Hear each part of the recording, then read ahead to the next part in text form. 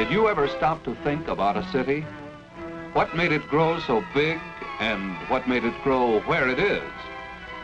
No two cities are exactly alike, but all of them grew up in pretty much the same way. In the beginning, crude trails are cut through the wilderness, and a junction becomes a logical place to establish a trading post. As more and more men use the trails, the trading post becomes a trading center. Rivers, too, are trade routes which cause the town to grow. The surrounding country may be rich in farmland, forests, or mineral deposits. These add to the wealth of the town and draw people to it. Factories rise to turn these natural resources into things men buy. The early trails become roads. Railroads are built. A good harbor becomes a seaport. Roads grow into wide motor highways. Finally, air trade routes are established to serve what is now a giant trading center. Leaving our mythical city, let's see how this process of growth has given rise to the principal trading centers of the Pacific Coast: Seattle, Portland, San Francisco, Los Angeles, and San Diego. Seattle is located on Puget Sound and is easily reached by ocean-going ships. It is also the end of the line for several transcontinental railroads. Nearby are lands rich in forests, agricultural products, and mineral resources. These are the things that have made Seattle grow. The harbor of Seattle is the finest in the Northwest. Besides serving passenger and freight ships from all over the world, it is the center of a giant ship repair and shipbuilding industry. Into Seattle's freight yards come products destined for shipment overseas and raw materials from nearby areas. Being near sources of raw materials, Seattle has become an important manufacturing center. Grain elevators are another familiar sight. Much of the wheat grown in eastern Washington comes to Seattle to be milled into flour. Lumbering is one of the main industries of Seattle and the entire Pacific Northwest. The importance of this industry is evident not only in the lumber mills, but throughout downtown Seattle, where we find the offices of many lumber companies, banks which have grown big on lumber, and wholesalers who supply the needs of the lumber camps and sawmills. In fact, the lumbering industry is so important that it fills 2/3 of the freight cars which go out of Seattle, and it is one of the main causes for Seattle's growing to be the 3rd largest trading center on the Pacific Coast. Less than 200 miles south of Seattle is another city, which is like it in many ways. Portland has grown at the center of land trade routes leading through the Puget Sound Valley, the Willamette Valley, and the Columbia Valley. Ocean ships travel up the Columbia and Willamette rivers to a fine river port located about 100 miles from the sea. Like the city of Seattle, Portland is not only a trading center, but the home of a big shipbuilding and ship repair industry.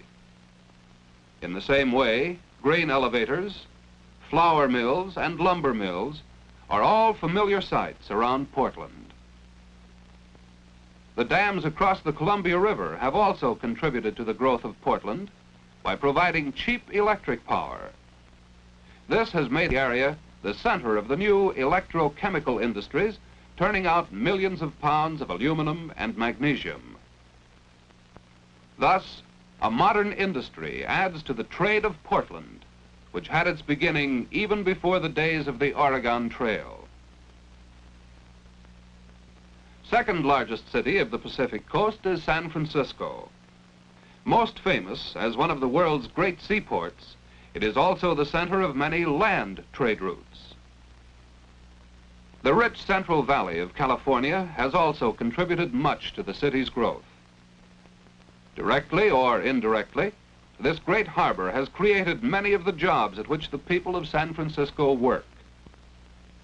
Not only are there jobs on the ships themselves, but also in the yards which build and repair the ships, and on the docks, loading and unloading finished products and raw materials. These raw materials make other jobs, processing coffee and cocoa brought in from South America, and refining cane sugar imported from the Hawaiian Islands. In addition, many people are employed in shipping and canning the fruits and vegetables raised in the Central Valley, and in the city's meatpacking business. All these products flow out through San Francisco's land trade routes. Air trade routes also meet in San Francisco, linking it with other cities on the continent and around the world. San Francisco is built among hills so steep that ordinary streetcars cannot make the grade, so cable cars are used.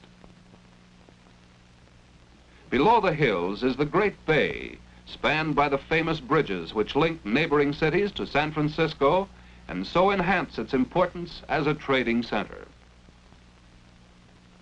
In Southern California is the leading trading center of the West, Los Angeles. This famous city owes its growth chiefly to the railroads, the surrounding agricultural regions, and the nearby oil fields. With these to grow on, Los Angeles has also become one of the world's largest cities, and in the process of growing, it has absorbed many nearby towns within its outer limits. The climate has also helped the city to grow. Not only does the mild weather and the year-round sunshine attract tourists and vacationists, but years ago, it attracted the great motion picture studios to Southern California. The movies have grown to be a giant industry, with a payroll in this area second only to the petroleum industry. Only Texas produces more oil than the state of California. The refining and processing of these vast oil resources is the largest industry of Los Angeles.